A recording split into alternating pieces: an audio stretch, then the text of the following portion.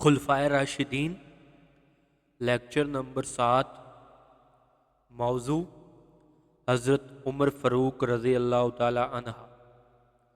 جب وقت آیا ہجرت کا تو اللہ نے رسول اللہ صلی اللہ علیہ وآلہ وسلم کو فرمایا، اے میرے پیغمبر، تجھے ہجرت کی اجازت ہے لیکن رات کو۔ ہجرت کر رہے ہیں، رات کو ابو بکر مکے سے نکل رہے ہیں، رات کو صحابہ کی جماعتیں مکہ سے مدینہ جا رہی ہیں رات کو، لیکن عمر دوپہر کے وقت کعبہ میں مقام ابراہیم پر کھڑے ہو کر حضرت عمر نے کہا، عمر ابن حشام، عتبہ اخنس بن شریک، عتبہ آج محمد مصطفیٰ صلی اللہ علیہ وآلہ وسلم کے حکم پر قرآن میں اجازت دے دی گئی ہے، ہجرت کی اجازت قرآن نے دی ہے۔ اس اجازت کے بعد صحابہ مکہ سے مدینہ چلے گئے، لیکن اپنے اپنے ذریعہ سے گئے، خاموش ہو کر گئے، چھپ کر گئے، لیکن اے کفر کے سردار قریشیوں، عمر خاموش ہو کر کعبہ سے نہیں جائے گا، عمر چپ کر کے کعبہ سے نہیں نکلے گا، بلکہ کعبہ میں کھڑے ہو کر عمر نے کہا کہ میں اعلیٰ اعلان مکہ چھوڑ کر مدینہ جا رہا ہوں۔ حالانکہ ابو جہل نے بڑے بڑے صحابہ رضی اللہ تعالی عنہ کو روکا، حضرت سعد بن ابی وقاص رضی اللہ تعالی عنہ کو روکا تھا۔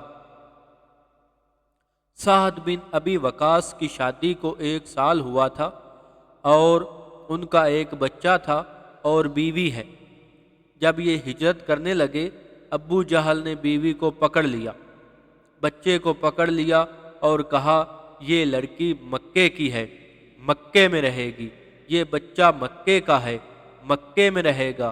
ابو جہل نے کہا، اگر بیوی چاہتا ہے مکہ میں رہے۔ سعد نے کہا، میں بیوی بھی چھوڑتا ہوں، بچہ بھی چھوڑتا ہوں، لیکن اپنے نبی صلی اللہ علیہ وآلہ وسلم کو نہیں چھوڑتا۔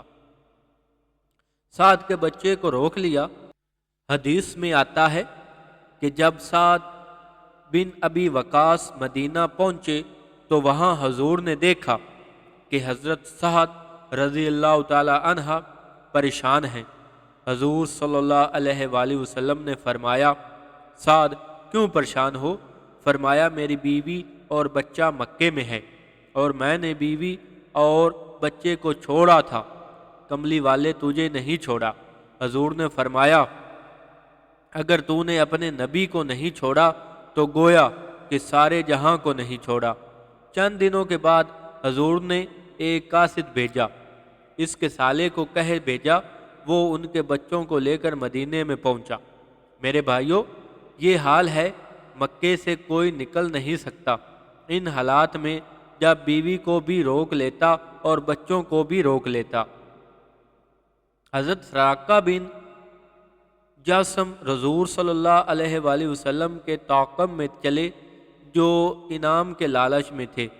ایسے وقت میں جب چاروں طرف مشکلات ہوں اور عمر ابو جہل کو کہتا ہے، عتبہ اور شیبہ کو بھی، کہ میں اعلیٰ اعلان ہجرت کر کے مکے جا رہا ہوں، جس نے اپنے بچوں کو یتیم کرانا ہے وہ جیل ابی قبیس کے پیچھے آئے اور اس پہاڑ کے پیچھے آ کر میرا راستہ روک لے۔ جس نے اپنی بیوی کو بیوہ کرانا ہو، جس نے اپنے بچے کو یتیم کرانا ہو، وہ آئے اور آ کر عمر کا راستہ روک لے۔ حضرت عمر اعلیٰ اعلان مکے سے ہجرت کر کے گئے اور کوئی راستہ روکنے والا نہیں تھا۔ میرے بھائیوں، فاروق اعظم کو بڑی شان ہے۔ عمر اکیلا عمر نہیں بلکہ فاروق لقب پیغمبر نے دیا۔ فاروق کا معنی کیا ہے؟ حق اور باطل میں فرق کرنے والا۔ فاروق فرق کرتا ہے حق اور باطل کے درمیان۔ لقب دیا پیغمبر نے فاروق اعظم۔ حضرت عمر کا رعب اور ستوت بڑی ہے۔ عمر جا رہے ہیں، صحابہ پیچھے کھڑے ہیں۔ عمر فاروق نے پیچھے مڑ کر دیکھا، جتنے صحابہ رضی اللہ تعالی عنہم تھے زمین پر گر گئے۔ رعب سے عمر کے چہرے کے رعب کی کوئی تاب نہ لا سکتا تھا۔ ایک حجام حجامت کر رہا تھا۔ عمر فاروق نے کھانسا۔ حجامت کرتے ہوئے کھانسنے کی آواز سن کر بے ہوش ہو کر زمین پر گر گئے۔ اگر عمر مجھ سے ناراض ہو گیا تو کیا ہوگا؟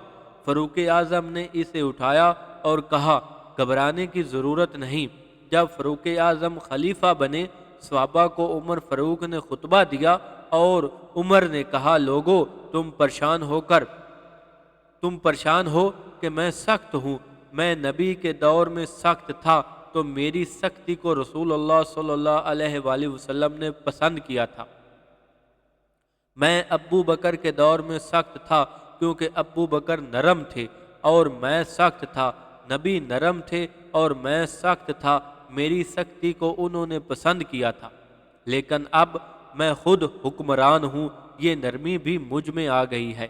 جو نرمی ابو بکر میں تھی اب مجھ میں ہے، لیکن عمر ظالم کو معاف نہیں کرے گا۔ عمر فاروق نے مجمع میں صحابہ کرام کو جمع کر کے کہا، اگر میں تمہیں اسلام کے خلاف کوئی حکم دوں میری بات مانو گے؟ اس کو ماہر القادری نے کہا کہ ایک بوڑھے نے کہا، اگر تو قرآن کے خلاف حکم دے گا تو پھر میری تلوار ہوگی، تیرا سر ہوگا۔ یہ بات سن کر عمر نے کیا کہا کہ آج تو نے مجھے زندہ کر دیا۔ میں خوش ہوں کہ میری سلطنت میں اسلام کی سر بلندی کے لیے کوشاں لوگ موجود ہیں۔ جب ایسے تائید کرنے والے نہیں رہیں گے، حکومت کی روح نہیں رہے گی۔ حکومت کی روح تب باقی رہتی ہے کوئی تائید کرنے والا ہو۔ میرے بھائیوں، حضور ایک پہاڑ پر چڑھے، ابو بکر عمر عثمان ساتھ ہیں۔ حدیث شریف میں آتا ہے کہ پہاڑ حرکت کرنے لگا۔ حضور نے فرمایا، اے پہاڑ ٹھہر جا، تجھ پر ایک نبی ہے، ایک صدیق رضی اللہ تعالی عنہ اور 2 شہید ہیں۔ حضور نے حضرت ابو بکر عمر کی طرف اشارہ کر کے فرمایا، ہر نبی کے دور وزیر آسمانوں پر ہوتے ہیں، ہر نبی کے 2 وزیر آسمانوں پر ہوتے ہیں، 2 زمین پر ہوتے ہیں۔ میرے 2 وزیر آسمانوں پر جبرائیل علیہ السلام اور میکائیل علیہ السلام ہیں، اور زمین پر میرے 2 وزیر ابو بکر اور عمر ہیں۔ حضور نے فرمایا، ابو بکر عمر میری آنکھ ہیں، میرے کان ہیں۔ حضور نے فرمایا، اگر میرے بعد کسی نے نبی بن کر آنا ہوتا تو عمر کا سر اس لائق تھا، اس کے سر پر نبوت کا تاج رکھا جاتا۔ یہ عمر ہے۔ حضور نے فرمایا، جس راستے سے عمر گزرتا ہے شیطان اس راستے سے نہیں گزرتا، شیطان راستہ بدل لیتا ہے۔ میرے بھائیوں اور دوستو، عمر کو دیکھو۔ امیر شیعت سید عطا اللہ شاہ بخاری سے کسی نے سوال کیا، علی اور عمر میں کیا فرق ہے؟ تو سید عطا اللہ شاہ بخاری نے فرمایا، علی مرید تھے، عمر مراد تھے۔ علی رضی اللہ تعالی عنہ نبی کے پاس چل کر آئے تھے اور عمر کو اللہ سے نبی صلی اللہ علیہ وآلہ وسلم نے مانگا تھا۔ ایک راضی عطا اللہ شاہ بخاری کو کہنے لگا، میرے گھر میں کوئی بچہ نہیں ہے، دعا کریں جو بچہ ہو فوت نہ ہو جائے۔ سید صاحب نے دعا کی، بچہ بچ گیا۔ آ کر کہنے لگا، شاہ جی بچہ بچ گیا، علی کا فضل ہوا۔ شاہ جی نے کہا، فضل تو اللہ کا ہوتا ہے، لیکن اگر عمر کی وفا نہ ہو تو دنیا میں بچ ہی کوئی نہیں سکتا۔ عمر جو ہوتی ہے انسان کی، عمر کی وفا نہ ہو تو آدمی قبر میں چلا جاتا ہے، وفا عمر کی ہوتی ہے۔ میرے بھائیوں اور دوستو، حضرت شاہ ولی اللہ دہلوی نے لکھا ہے کہ قرآن کریم کی 27 آیتیں ایسی ہیں جن آیتوں میں جو رائے پیغمبر کے سامنے عمر نے پیش کی وہی رائے اللہ کا قرآن بن کر اتر آیا۔ حضرت عائشہ صدیقہ رضی اللہ تعالی عنہا پر تہمت لگی۔ حضور صلی اللہ علیہ وآلہ وسلم نے سارے صحابہ سے مشورہ کیا۔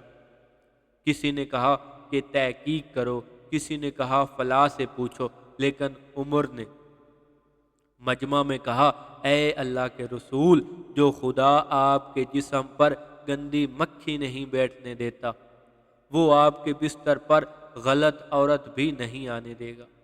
عائشہ رضی اللہ تعالی عنہا کا دامن پاک ہے، اور جنہوں نے تہمت لگائی ہے غلط ہے۔ تھوڑی دیر کے بعد قرآن کریم کی 17 آیت اتری حضرت عائشہ کی صفائی میں، جن میں آخری آیت یہ تھی، کافروں کی طرف سے بہتان لگایا گیا ہے، جو رائے عمر نے فرش پر پیش کی ہے وہی رائے آسمانوں سے قرآن بن کر نازل ہوئی۔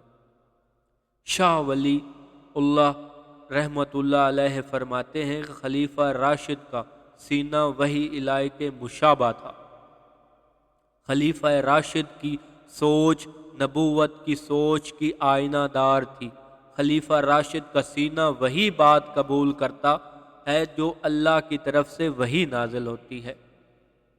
دیکھیں، حضرت عائشہ پر تہمت لگی، فاروق اعظم نے فوراً جو کہا اللہ نے بھی وہی کہا۔